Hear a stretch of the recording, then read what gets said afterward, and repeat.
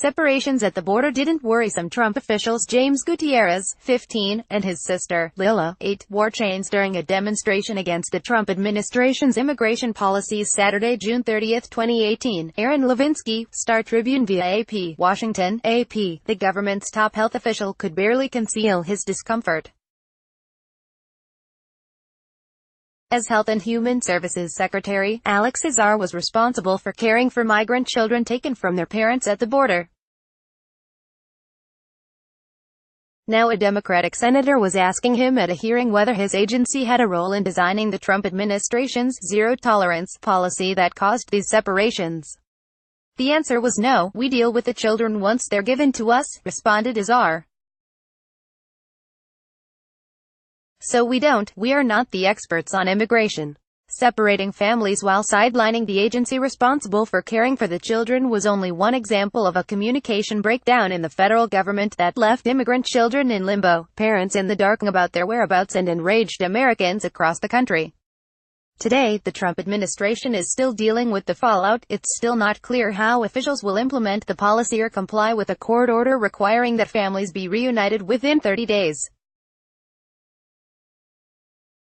Instead, the administration is hoping Congress will fix the mess, despite its recent failure to pass immigration legislation. "We are happy to change the policy when Congress gives us the tools to do it. That's what we're asking for," Mark Short, White House Director of Legislative Affairs, said on MSNBC. The idea of separating families goes back to the first 2 months of the Trump presidency. John Kelly, then the Homeland Security Secretary, said it could be used as a deterrent. But the notion was quickly dropped, even as President Donald Trump pushed a hard line on immigration, a crucial issue for his political base.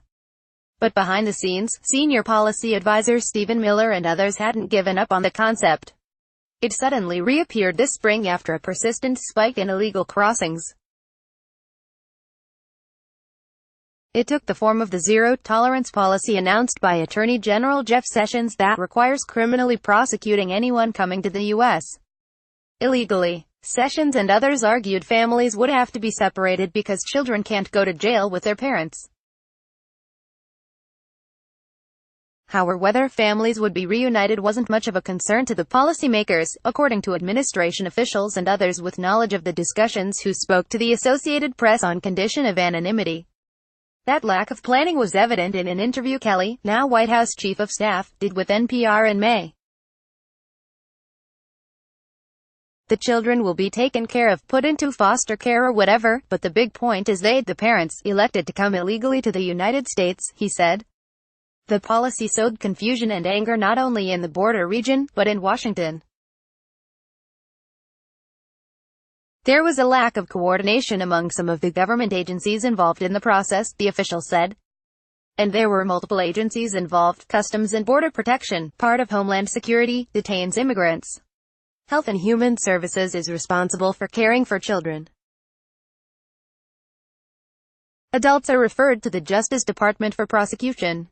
After those cases are resolved, generally a quick process, the adult immigrants are detained by Immigration and Customs Enforcement, another DHS agency. Children were being sent hundreds of miles away from their parents, and parents were unable to access hotlines to help them find their children.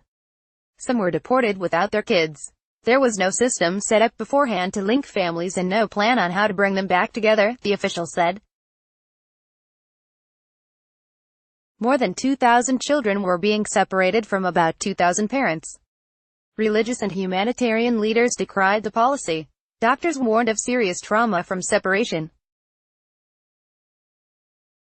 A pediatrician spoke of seeing a toddler weeping uncontrollably in a shelter and staff prevented from comforting her. Audio leaked of Border Patrol officers joking amid sobbing children. As the crisis worsened, Trump tried to blame Democrats. Sessions quoted the Bible in his defense of the policy. Homeland Security Secretary Kirstjen Nielsen took questions during a tense White House press briefing and said there wasn't a policy to separate children. She was later heckled at a Mexican restaurant where she was eating dinner. As criticism became more intense, Trump sought to calm the situation, the official said. He had initially wanted to sign a full immigration bill as part of an executive order, but was told by attorneys that it wasn't possible, they said. So, instead, Trump said he wanted an order written, and written quickly, they said. By midday on June 20, about 6 weeks after the policy started, Trump had signed papers that stopped separation, but also still required 100% criminal prosecution for improper entry. "We're going to have strong, very strong borders, but we're going to keep the families together," Trump said. Now, the administration is arguing over how to implement the hastily formed order. They're struggling with how to reunite the families, pushed by a court order this past Tuesday requiring they do so within 30 days, and within 14 days for children younger than 5. While administration officials insist they know where all the children are, there has been no clear plan on how families will be reunited. Parents are still detained. Some 500 children were already returned to their parents, but those kids never made it out of border protection custody. Some White House aides were determined to reunite families with their children as soon as possible, recognizing it was the only way to put the episode behind them. Another group, including Miller and many at the Justice Department, were advocating a more combative approach, prioritizing removals and prosecutions. Any shift toward the humanitarian concerns, some in that camp have argued, would be a sign of weakness that would reflect poorly on the president, the official said. Trump continues to advocate immediate removal, without an appearance before a judge or other due process, for those apprehended entering the country illegally. Vice President Mike Pence and Nielsen met with Central American leaders on Thursday to discuss the number of migrants trying to cross into the U.S. In a speech in Guatemala, he said the U.S. was working to reunite families from your nations who've been caught trying to illegally enter the United States, because we believe that we can, as the old book says, do justice and love kindness. But Pence also cautioned, if you want to come to the United States, come legally, or don't come at all. Associated Press writers Jill Colvin, Lisa Mascaro and Zeke Miller contributed to this report.